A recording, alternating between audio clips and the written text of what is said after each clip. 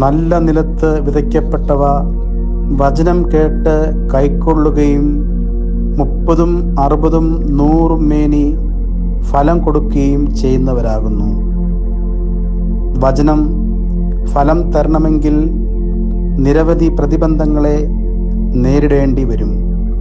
ഇവിടെ ദൈവവചനത്തെ വിത്തായും മനുഷ്യഹൃദയത്തെ മണ്ണായും സങ്കൽപ്പിക്കുന്നു.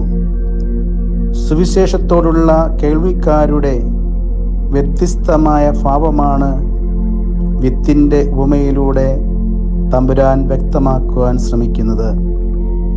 എല്ലാ വിത്തും സാധ്യതകളുടെ നിറകുടമാണ്. മാത്രമല്ല, ഒരേ ലക്ഷ്യത്തോടെയാണ് വിത്തുകൾ എല്ലാം വിതച്ചത്. എന്നാൽ ഇതിനെ സ്വീകരിച്ച ഇടങ്ങൾ സ്വഭാവത്തിലും മനോഭാവത്തിലും വ്യത്യസ്തമായിരുന്നു.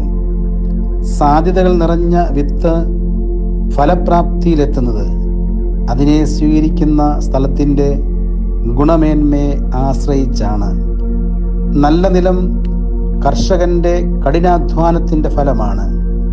കിളച്ച് ഒരുക്കപ്പെട്ട സ്ഥലം ക്രമരഹിതമായതിൽ നിന്ന് ക്രമീകൃതമായ അവസ്ഥ. ഇത് ആഴത്തിൽ വേരോടുവാൻ സഹായിക്കുന്നു. ഏതു നിലവും നിരന്തരമായ അധ്വാനത്തിലൂടെ രൂപാന്തരപ്പെടുത്തുവാൻ സാധിക്കും.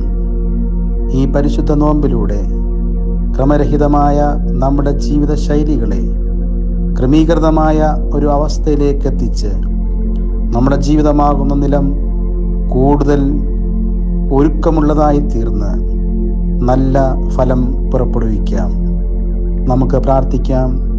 കാരുണ്യവാനായ കർത്താവേ, ഞങ്ങളുടെ ഹൃദയമാകുന്ന വയലുകളെ അവിടുത്തെ ജീവനുള്ള വചനമാകുന്ന വിത്തുകളെ സ്വീകരിച്ച് കൂടുതൽ ഫലം പുറപ്പെടുവിക്കുവാനായി ഒരുക്കി 30, 60, 100 മേനി ഫലം നൽകുവാൻ ഞങ്ങളെ ഒരുക്കണമേ.